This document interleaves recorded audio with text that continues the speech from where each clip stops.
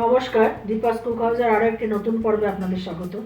আজ আমি আপনাদের জন্য একটি ননভেজ রেসিপি নিয়ে এসেছি, কাঁকড়ার ঝাল বা ক্র্যাক কারি। ভিডিওটি শেষ পর্যন্ত দেখবেন। কেমন লাগলো কমেন্টে জানাবেন, ভালো লাগলে একটি লাইক দেবেন, আর চ্যানেলটি এখনও যারা সাবস্ক্রাইব করেননি তারা সাবস্ক্রাইব করে আমার পাশে থাকবেন।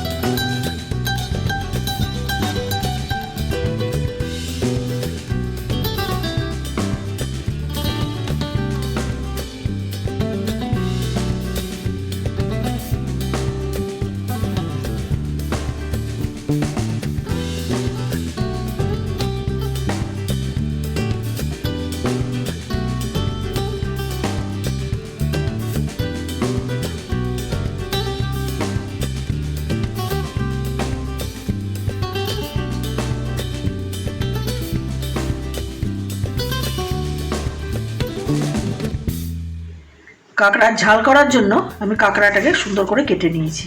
এবার এর মধ্যে আমি দিচ্ছি প্রথমেই হলুদ গুঁড়ো,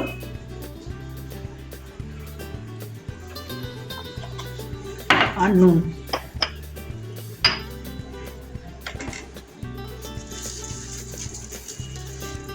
যেটাকে মেখে নিচ্ছি।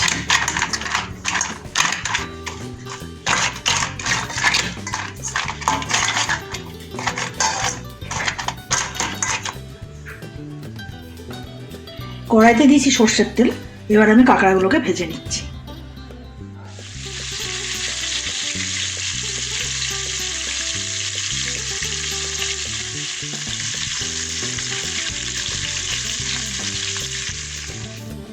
কড়াইতে দিয়েছি 3 চামচ সর্ষের তেল। ওর মধ্যে আমি কয়েকটা বেবি পটেটো ভেজে নিচ্ছি।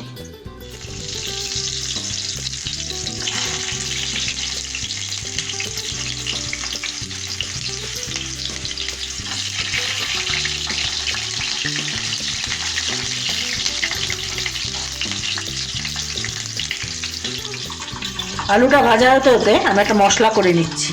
প্রথমেই দিচ্ছি একটা টমেটো।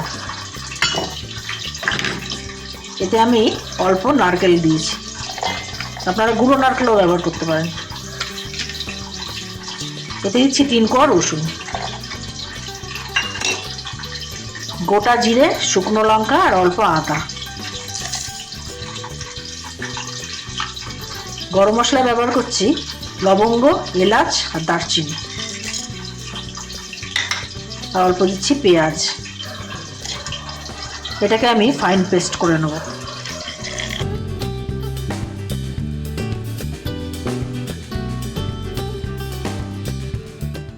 আলুটা ভেজে রেখেছি, এবার আমি মশলাটাকে পিষে নিচ্ছি।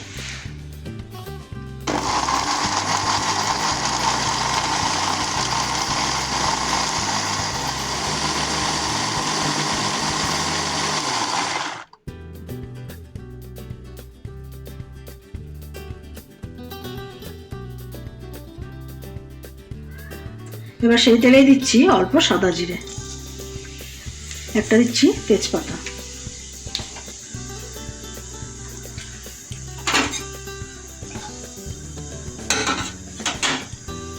ফোড়নটা ভাজা হয়ে গেছে, একটা কুচিয়ে রাখা পেঁয়াজ দিয়ে দিলাম। পেঁয়াজটাকে আমি ভালো করে ভেজে নেব।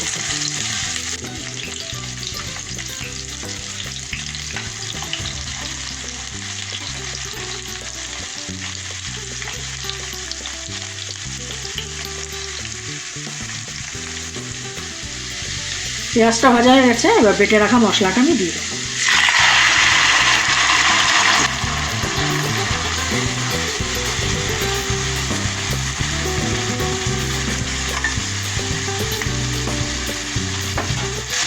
কেটে দেবো আন্দাজ মতো নুন,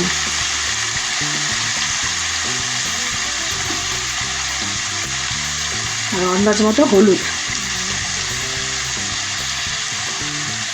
এবার মশলাটাকে খুব ভালো করে কষিয়ে নেব।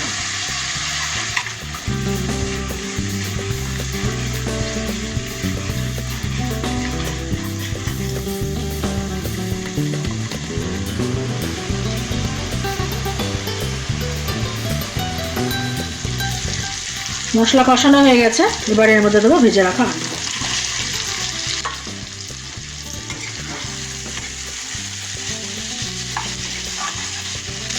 এবার এতে দিয়ে দেবো আন্দাজ মতো জল।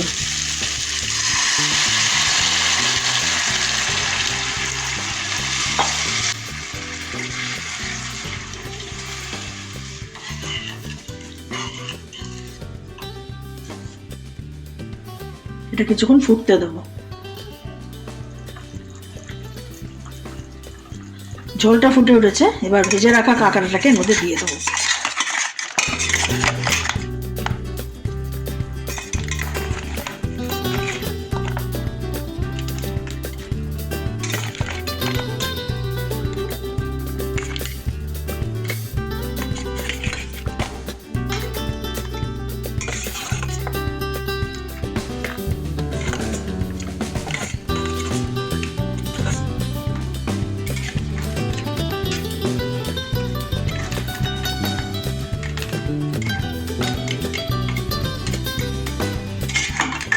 এবার ঢাকা দিয়ে কিছুক্ষণ হতে দেবো।